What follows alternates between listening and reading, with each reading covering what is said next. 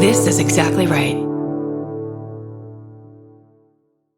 Sometimes the hardest part of therapy is just getting started. For real, which is why having help that's flexible, accessible, and easy to fit into your life matters. And that's exactly what Talkspace is designed for. Talkspace therapy and psychiatry is covered by most insurers, and most insured members pay a copay of $0. Part of the mission of Talkspace is to provide quality care that is accessible and affordable, whether or not you're insured. Talkspace has really made it just a kind of no-brainer to try therapy. If you're nervous about talking to someone, if you're nervous about the money, if you're nervous about leaving the house, you don't have to deal with any of that. They have covered it. And for me, like, that is best way to get into therapy. Take all the what ifs out. You know you got to do it. You know you do. As a listener of this podcast, you'll get $80 off of your first month with Talkspace when you go to Talkspace.com/MFM and enter promo code SPACE80. That's SPACE80. To match with a licensed therapist today, go to Talkspace.com/MFM and enter promo code SPACE80. Goodbye. You know that fantasy where you run into your ex while looking impossibly cute and wildly unbothered? Hill House makes the perfect dress for that moment. Or if you're just running errands. Hill House Home is the brand behind the viral nap dress, known for its signature smocking, ultra-flattering fit, and comfort that makes it a favorite for just about everyone. Celebrities like Taylor Swift, Olivia Rodrigo, Anne Hathaway, and Mindy Kaling have all been spotted in Hill House. These dresses are the definition of versatile, perfect for running errands in the morning and stylish enough for dinner or a party that night. And it's not all they carry. They started with bedding back in 2016, and now you'll find bathrobes, pajamas, children's clothes, and maternity, all with the cutest prints. And it's so true. The hardest time picking out one nap dress because the prints are so dreamy and beautiful. But now that I have it, I'm going to wear it all day, every day. I'm going to throw on my leather jacket at night and look like a total badass. Cowboy boots or cute heels, whatever it is, this nap dress can make it look classy. You look like that classy lady you see at the airport. Hill House makes fun fashion that makes you feel good. Get 15% off your first order of $100 or more at hillhousehome.com with code MURDER15. That's MURDER15 for 15% off at hillhousehome.com. Goodbye. New beginnings are exciting, especially when they come with 4 wheels. If you're shopping for your next car, start your search with Cars.com. Cars.com has the tools and expert advice to help you find exactly what you're looking for. With more than 2 million new and used vehicles nationwide, it's easy to search, compare, and find the right fit for you. Cars.com is there when you're dreaming, planning, or ready to embrace the new. Start your search with Cars.com. Where to next? Goodbye.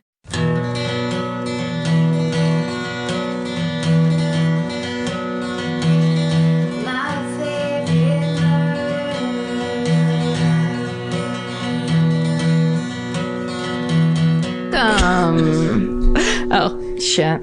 You know, you do it. Hi, welcome to my favorite murder, the Minisode. That's Karen Kilgariff. I'm Georgia Hardstark. We're reading you your emails that you sent us. Oh, the whole fucking thing? Oh, you didn't want me to? Okay. Hi. I am Georgia Hardstark. You are Karen Kilgariff. Let's do it the whole time. Together. We are... My favorite. Annoying the shit out of you. I was like, what are we together? Oh, my favorite. Oh, right. Horrible beginning. Beep boop bop. Let's start over. Let's just start fresh here. Let's start the podcast over. The whole run? The whole run. Fuck. Let's just go to the beginning. We'll do the exact same murders every episode. So many book reports. No, none, because we're going to do the exact same ones. Oh. We're going to read the exact same hometowns. Oh, everything's going to be the same. Just almost like a reenactment. Yeah. I love it. Let's start. And, ooh, what's this? A microphone? This is when we're learning what a microphone is. Oh, my voice, it sounds high. Now it sounds low. Oh, my God. This is like an answering machine. Okay, let's do this. This is my favorite murder, Mason. Do you want to go first or do you want me to go first? Go first. You want me to? Wait, do I have a good ending one? Do you have a good ending one or do I have a good... No, do you? I have something that lands last. The last line is funny. Okay, good. So I will start then? Yeah. Wait, right? 1, 2, 3. Yeah. Is that good? Yeah. Okay. The subject line is my uncle escaped from prison and murdered a cop, and there's a movie about it. Holy shit. Are you ready? Ready. Hi. insert obligatory fangirl stuff here. Fully respect that.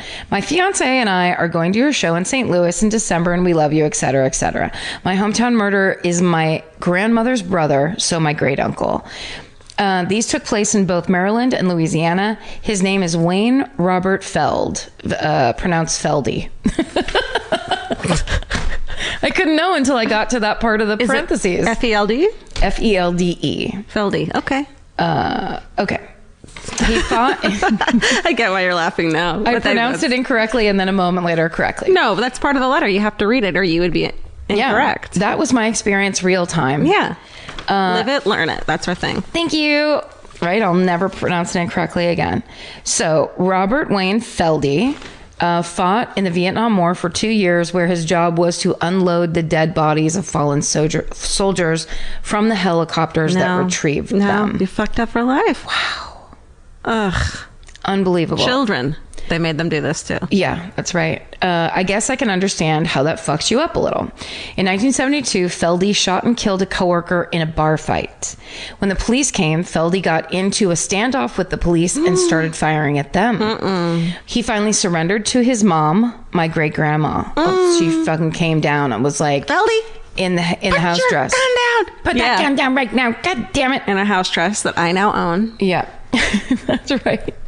He was convicted of first-degree murder and sent to a Maryland prison in 1973. 3 years later, 1976, he applied for parole but was denied, so he escaped from prison. He was on the run for 2 years. Jesus. He went to Louisiana, where his mom, my great-grandma, was dying of cancer, and he was arrested again. While being transported in a police car, Feldy pulled out a concealed firearm, shot the officer in the groin, and killed him. During the trial, Feldy begged the jury to sentence him to death so he wouldn't kill again. Oh my God. Saying, it's happened twice in 8 years. Wow. He died by electric chair in 1988 in Angola prison in Louisiana. That place is supposed to be the worst. Really? Angola? Yeah. His last words were, you can call the messenger, but you can't kill the message. What? You can kill the messenger is probably what she meant to write. I think so, because it's clearly C-A-L-L. No, I'm not saying you did it or anything wrong. I'm very defensive about this. No. Yeah, that would make more sense. His last words were, you can kill the messenger, but you can't kill the message. Ooh. Fucking true. That's creepy. It's very true. My parents never told me about this until one day my dad mentioned the movie made based on this story. The shitty movie is called Beyond the Call. It stars Sissy Spacek and David Strathairn. Wow. Don't say it's shitty with those two superstars. No wonder I never really liked that side of the family. SSDGM Jordan. That's hilarious. Oh my God, that's fucked up. Yeah. Okay, this one is called My Cannibalistic Aunt. Uh-oh. With an exclamation mark. Shit. Hey there, Karen. Surprised. Genuinely surprised. Hey there, Karen, Georgia, Stephen, and animals. My name is Erica, and I'm from one of those super crazy families where the self-proclaimed, quote, normal ones sit around during Christmas or some other festive activity and nonchalantly tell stories about the not-so-normal ones. A few years back, a couple of my family members and I sat around my grandma's celebration of life, only to have a very interesting discussion. While sipping juice from colorful bendy straws, my great aunt brings up the fact that my aunt, her name is Nikki, ate my cousin's organs. What? It turns out that when my cousin died 20 years ago from alcohol poisoning, Aunt Nikki had requested to keep his organs for, quote, religious purposes. This was before the law passed that made it so you can't request organs. And she is in no way a religious person. What? Sorry. Yeah. Yes. I'm just trying to wrap my head around, like, for religious purposes. So then I bet you the authorities were assuming this is some strange religion we don't really know that well. Just to bury them somewhere. But here, of course, you can have your... We're not going to use them. Yeah, we don't want them. We don't want to keep you from the thing you want. Totally. It's yours. Oy. But no. Okay. Nikki then thought it would be a wonderful idea to store her deceased son's organs in her everyday freezer for years to come. There's a lot of exclamation marks in this story. Yeah, I bet. Underlining the fact that it's insane. Yes. Fast forward 15 years. She lost her home and ended up moving in with my grandma. One of my grandma's, quote, rules had been that she didn't want the organs of her grandchild in her freezer.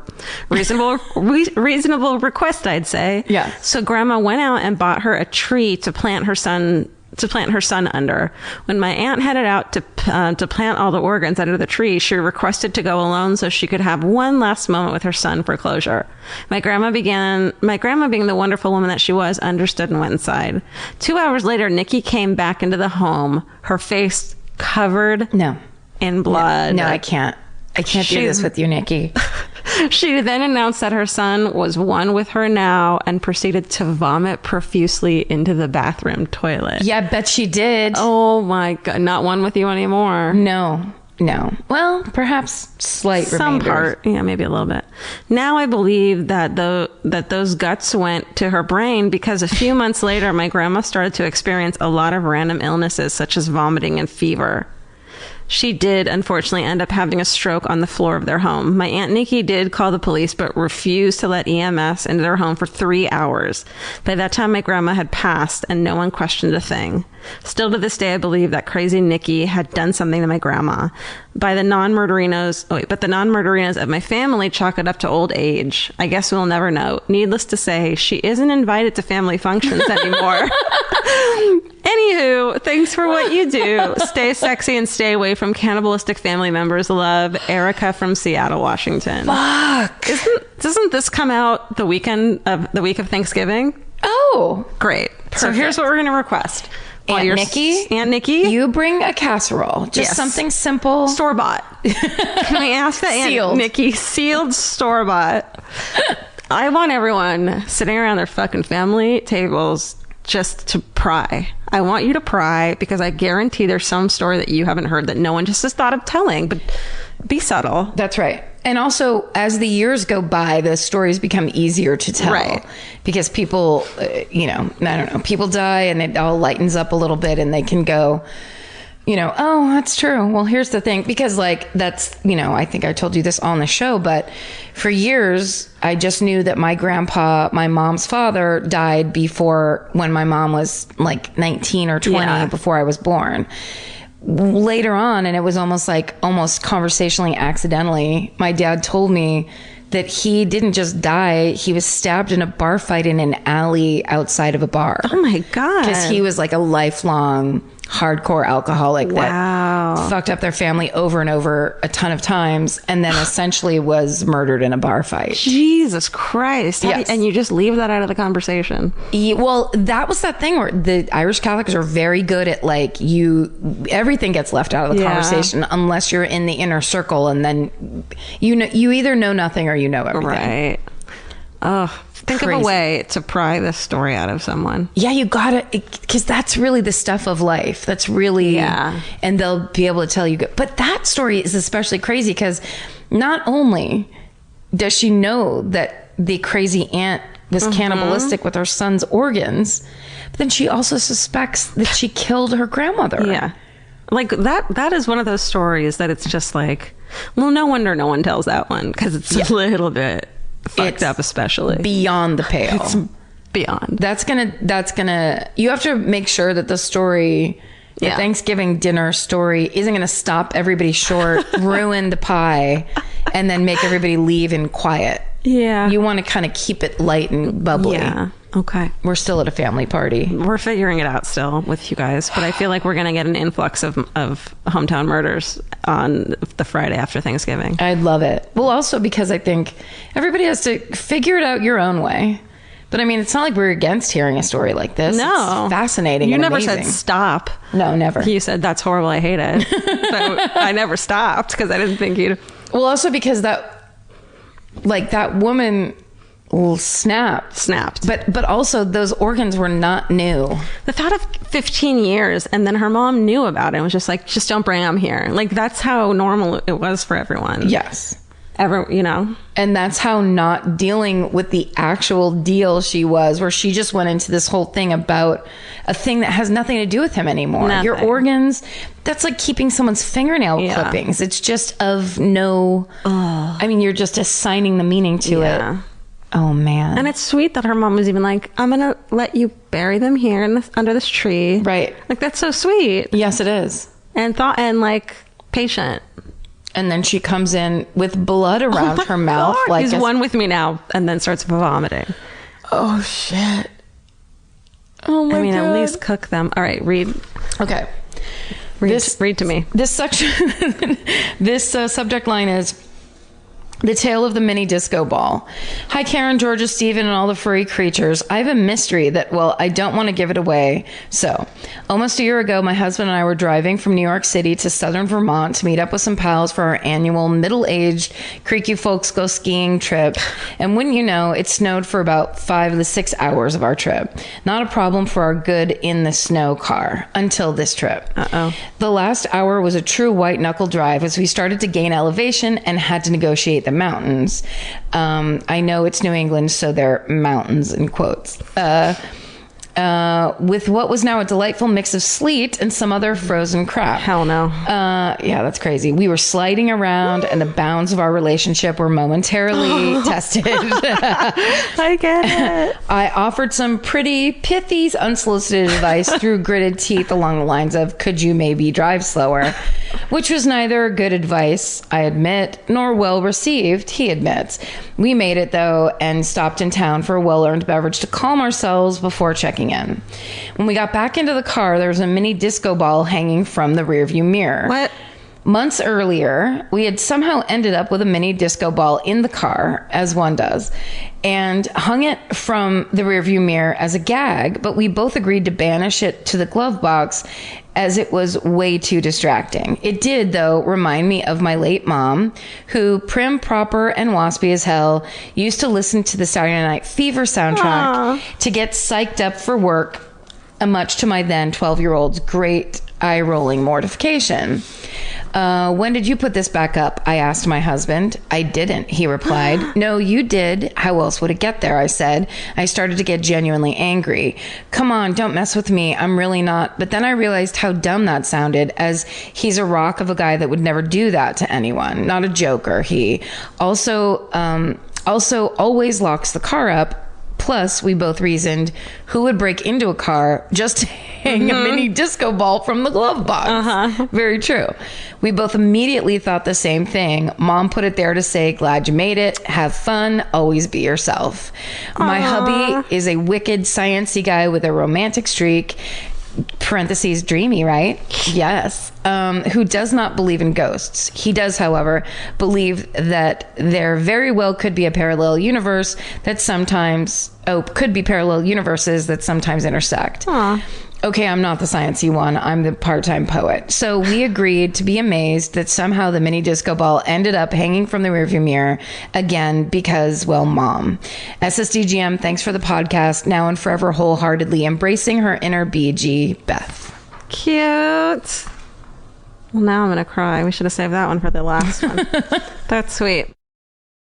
This podcast is brought to you by Squarespace. Every successful small business starts with someone saying, I wonder if people would actually buy this. Squarespace gives you everything you need to find out. From consultations to events and experiences, you can showcase your skills with a customizable website designed to attract clients and grow your business. With Squarespace's collection of cutting-edge design tools, anyone can build a beautiful, professional online presence that perfectly fits their brand or business. Get paid on time with professional invoices and online payments. Plus, streamline your workflow with built-in appointment scheduling and email marketing tools. Head to squarespace.com/murder for a free trial. And when you're ready to launch, use offer code MURDER to save 10% off your first purchase of a website or domain. Goodbye. You know your favorite summer clothes by what actually makes it into your suitcase. Find the outfits you'll wear all season long at Quince. Quince's 100% European linen pants, dresses, and tops are the pieces you'll reach for all summer long. They're lightweight, effortless to style, and they start at just $32. Their denim is soft and comfortable, and their organic cotton sweaters are perfect for layering when evenings get cold. Quince's beautiful 14-karat gold jewelry adds a subtle finishing touch. So I just went to Italy, and you bet I brought my 100% European linen scoop neck midi dress along with me in the color of floral waterfall, and I wore that thing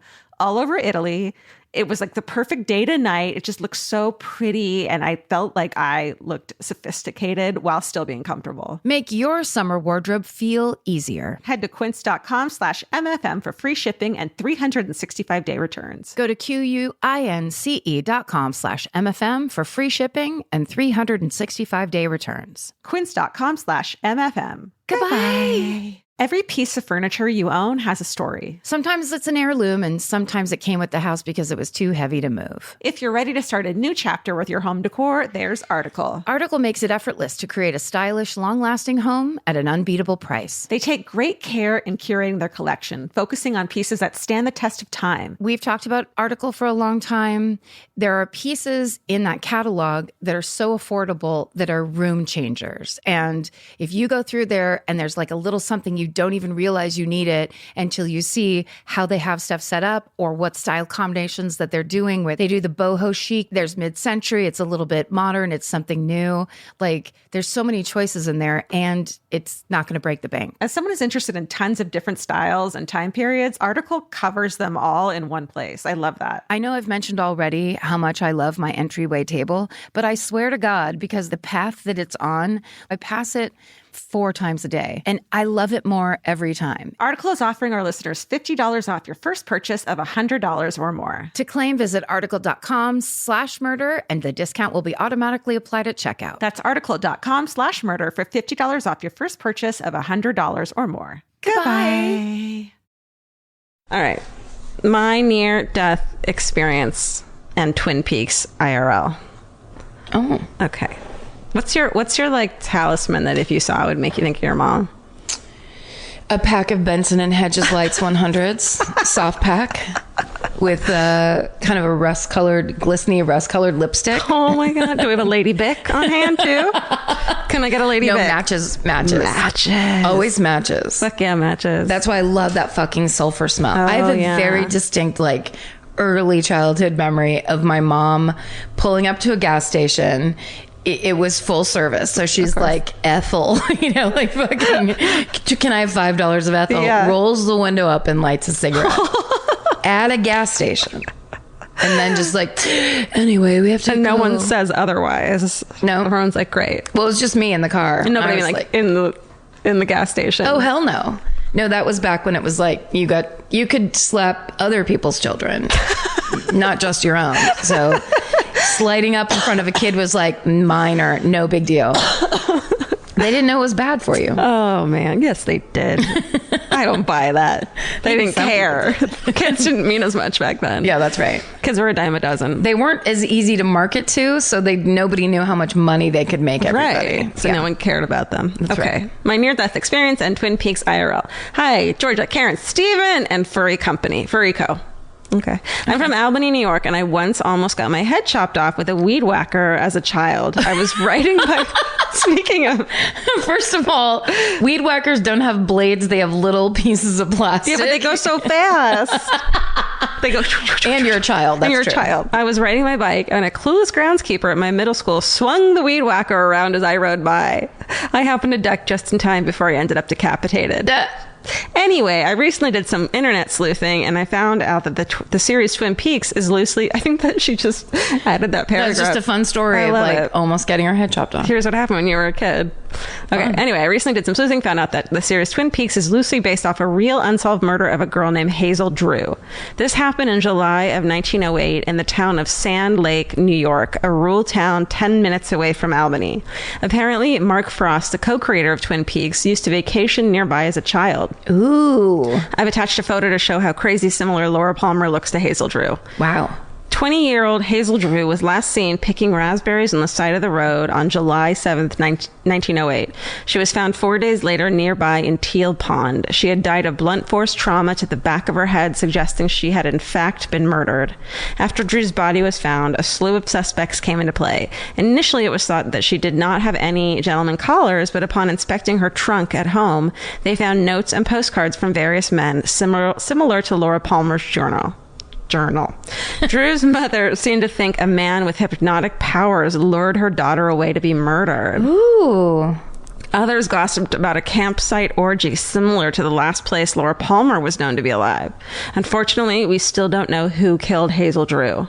Hope you guys found this as interesting as I did. Your podcast gets me through my evening runs when I am being a terrible murderino running alone in the dark with headphones in. Oh, please. Come on. Damn it. P.S. George's recent story. This is what made me laugh. George's recent story of the Morehouse murders, where the Bernies made Katie Moyer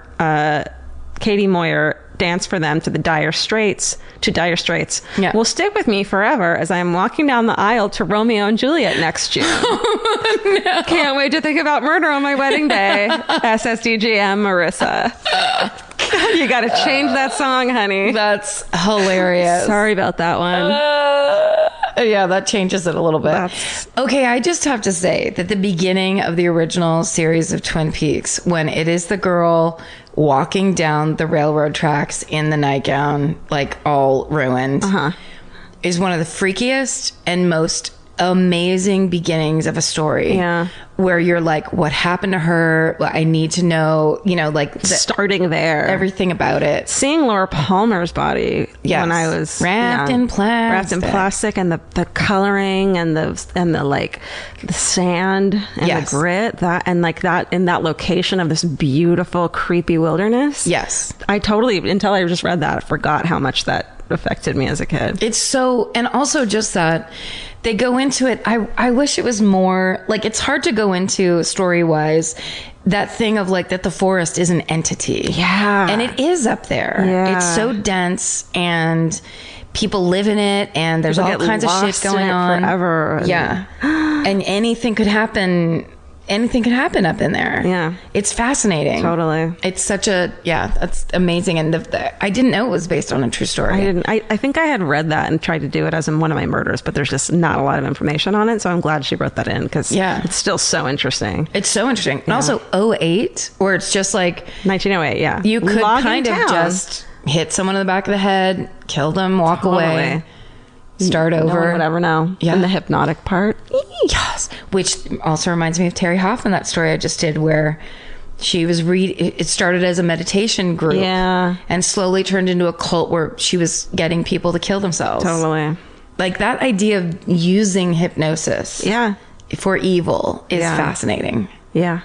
Eee. Definitely. Okay. Send your hometowns to myfavoritemurder@gmail.com. And have a good Thanksgiving, you guys, and get that info from your fucking families. Yeah, man. please. We want all recon. Great letters this week. Yeah. This is so crazy. And stay sexy. And don't get murdered. Bye. Bye. Elvis, quit eating Dottie's food. You want a cookie?